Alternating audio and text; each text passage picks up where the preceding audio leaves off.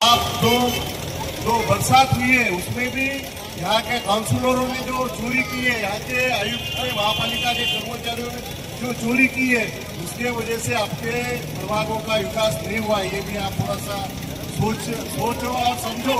इस बात को आपके घरों में पानी जाने का जो भी कसूरवार है वहाँ आपके। आज वंचित बहुजन आघाडीचे राज्य उपाध्यक्ष मान्य फारूक अहमद सर यांचं या ठिकाणी आमरण उपोषण चालू आहे।